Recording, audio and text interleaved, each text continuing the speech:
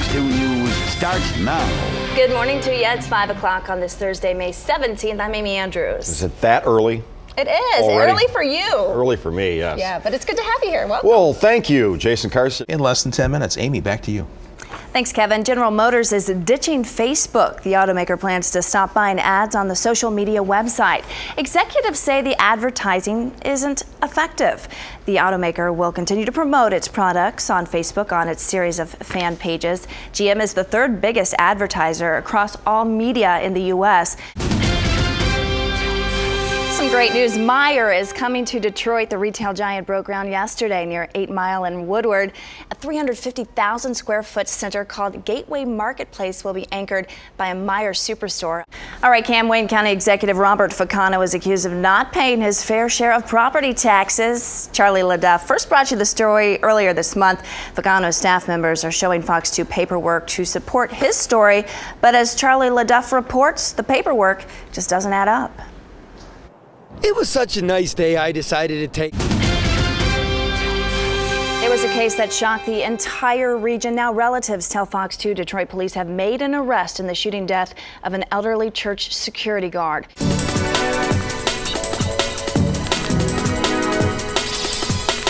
Cam singing like she should be on American Idol over there. Well, 3 is a crowd, so there's no room for you. Which means someone is about ready to get the boot on American Idol. Fox's Sabrina Sabah catches up with the final 3 in Hollywood. A new trend is emerging in Metro Detroit. With crime on the rise, women are lining up to take concealed weapons courses so they can pack heat. Some of the ladies we spoke with didn't think it was for them until they got some knowledge, a gun, and then locked and loaded. A bold plan from Detroit Mayor Dave Bing to encourage Detroit police officers and firefighters to move from the suburbs to the city hasn't been met with much success. So far, the city has spent $5 million of federal grant money to fix up abandoned houses for what's known as Project 14. But it's been 1 year since the project was launched, and only 6 people have moved. All right, Cam, Mitt Romney is promising to stop what he calls a spending and borrowing inferno that he blames on both political parties. He's also ripping President Obama for trashing his predecessor instead of addressing the problem. A same-sex couple from Novi returns home from their honeymoon to find they've been victims of an apparent hate crime. A fire destroyed their mobile home in Novi Meadows while they were away in Las Vegas. Listen to this. And you may want to hide your breakfast. A 14-year-old Jackson County boy gets quite the unappetizing surprise at a fast food restaurant. He found a piece of a human finger wrapped up along with, and his Arby's sandwich. And this isn't one of those suspicious claims. The company admits a female employee cut her finger on a meat slicer. And, well, you know the rest of the story. The restaurant remains open after getting the all clear from the health department. Arby's says it hopes to speak with the boy soon to apologize. And that's after he's done throwing up. What I don't understand is did why it come with horsey sauce? Oh, God. Why did they not just stop what they were doing right there and throw out the meat or even the slicer? Potato cakes, that's all I have to say. With just ketchup. With the ketchup right there. Or blood, All apparently. Right. The Fox 2 problem solvers are going to work. That's right. A group of Detroit residents irate after a critical piece of equipment in their apartment breaks down. We'll have their story next. But first, here are your winning lottery numbers. The daily.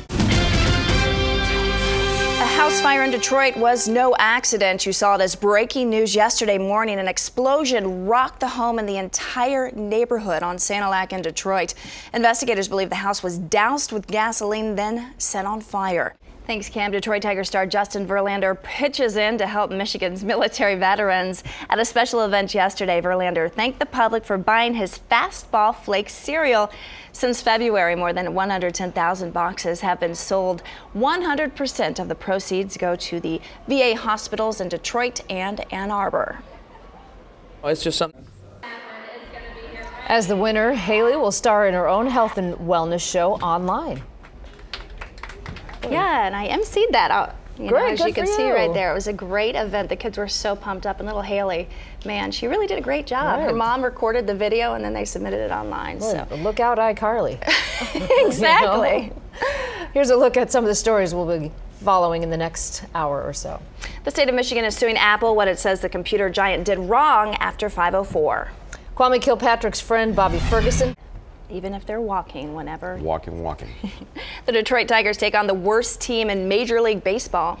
Full of highlights and lowlights from a very disappointing game against the Minnesota Twins, plus NBA and NHL playoff action in Sportsworks.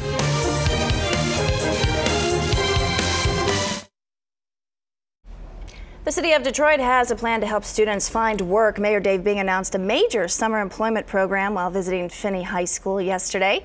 Students can earn $1,000 over the course of 8 weeks. Mayor Bing also told the students, even though there have been massive budget cuts, the city's rec centers will stay open so they have a safe place to go. Well, healthy habits do pay off. Just ask a local elementary school student. With 8,000 votes, Haley Samples is the winner of the first ever Blue Cross Blue Shield of Michigan's Make the Play for Healthy Habits contest. She competed against 40 other kids who submitted videos about the importance of eating well and staying active. Blue Cross Blue Shield teamed up with Detroit Lions quarterback Matthew Stafford for the contest. And yesterday I was proud to serve as the MC when Haley was honored for her winning video at Warner Upper Elementary School in Farmington Hills. As the winner, Haley will star in her own health and wellness show online. Where is Matthew Stafford's baseball hat? His Tigers hat on backwards with the winged hair, his signature look. He's cleaning it up, you know? Yeah? Yeah, no, he's great. He was really, you know, shy. He was, you know, you'd think if he plays in front of all those people and he wouldn't be afraid of talking. He was all shucks? He was. Has Bob Bashara become mentally unstable? His mother-in-law thinks so. Over the weekend, she filed a police report against her son-in-law, claiming she's worried for her safety. Fox 2's Taryn Asher has more on the allegations. Thanks, Kevin. We are following breaking news from Detroit where there's been a house explosion. Fox 2's Al Allen is live on the scene. And Al, first we were hearing reports that there were some injuries. Then we heard there was no. Well, you know, this Sunday is Mother's Day. It is. You could have bought that calendar for Mother's Day if he would have posed in it. Perhaps. Yes. Well, do you have the perfect gift for Mom? If not, we're here to offer you a little help. That's coming up next, and I promise you it won't be a calendar with Judge McCree on it. How to make a. All right, we are in the Fox 2 kitchen hanging out with Chef Pam Gustairs, and she's with the Community House in Birmingham. She's actually an instructor there, and today we are going to talk about something very important to a lot of people in Metro Detroit. Absolutely. How to make a memorable Passover meal. So what are we making today, and where do we get started? Well, about you potentially yes, I'm in serious joining us. need of help when it comes to cooking. You know, Jackie was giving me some pointers earlier, but tell us how we can learn about these cooking classes, how to get signed up. You don't have to live in Birmingham to No, you take do part. not. Amy, back to you. A crossing guard is hit by a teenage driver in the parking lot of Heartland High School. Police tell us the 16-year-old was going 30 miles over the speed limit when he reached to grab his iPod and hit the 52-year-old woman. All right, Cam, if you've ever waited on hold for what feels like forever for a customer service rep to answer your call, you've probably developed what's known as phone rage. Well, now there is an app for that. Fox's Brenda Flanagan reports. Choice. A new train station is coming to Dearborn. Fox 2's Al Allen is live with the latest on what this project means for the area. Good morning, Al.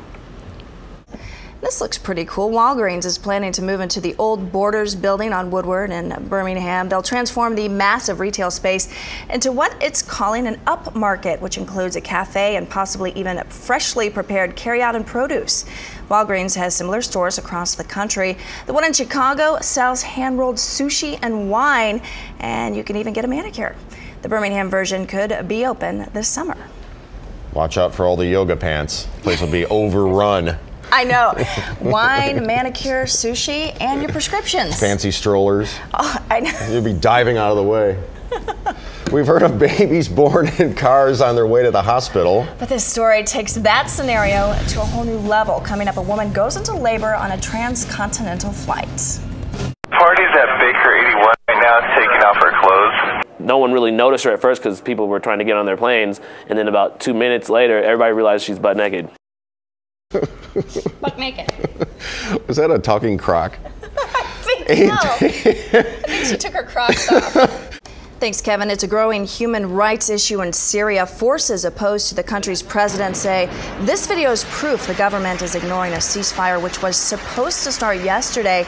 They claim it shows a shelling in the western part of the country. A truce brokered by the UN requires government forces to pull out of cities where they've been fighting armed rebels. The top of the world. And why wouldn't they? Might as well if you're at the top of the world. Now, at the first you said they have to remain in view of the officials. That's probably so they don't drop dead. And if they, well, if they do, they can go help them.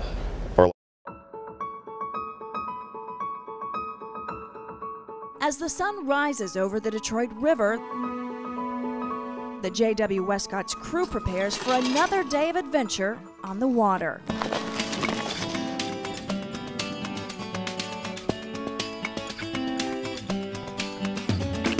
It is absolutely fantastic. Dispatcher Bill Redding is talking about the view, but he feels that way about his job too, aboard the only floating post office in the world. That is our claim to fame, so to speak, mail by the pail. The Westcott Company was established in 1874 by Captain J.W. Westcott. He ferried supplies to passing ships by rowboat. In 1948, the J.W. Westcott became an official U.S. Postal Service mailboat. Fast forward to today. I've got an office that moves with windows all around. Fleet Captain Sam Buchanan is in charge of the vessel. His crew delivers everything from mail to cigarettes to generators to roughly 30 freighters a day as they pass beneath the Ambassador Bridge. The delivery method is old school, a rope and a bucket. Do you have any extra line on hand? Not only is this the world's only floating post office, it has its own zip code, 48222. And the folks that work on this zip code have seen a lot of strange things. There was a lady up in the UP and up in the Duluth area, and she put a live donkey on board a ship.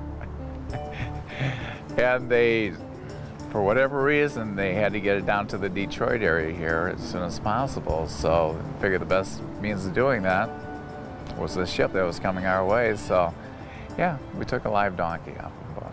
The J.W. Westcott also caters to hungry mariners who've been stuck on ships eating seafood for months at a time. We've had requests for McDonald's, Baskin-Robbins ice cream. Of course, we do a lot of pizzas too. Most days aboard the mailboat are good ones, but the crew has seen its share of tragedy. On October 23, 2001, the J.W. Westcott sank while caught in the wake of a freighter. We lost a couple of our crew members, a couple of very, very special people that we, of course, will never forget. But it just lets us know that, you know, we are in a very dangerous environment. The ship was eventually salvaged, refurbished, and put back into service. Despite the danger, the tight-knit crew wouldn't trade their jobs for anything. Well, it changes every day, and you have a little bit of a mixture of being inside, you have a little mixture of being on the land, and then of course to go to work I have to take a boat ride. On the banks of the Detroit River, Amy Andrews, Fox 2 News.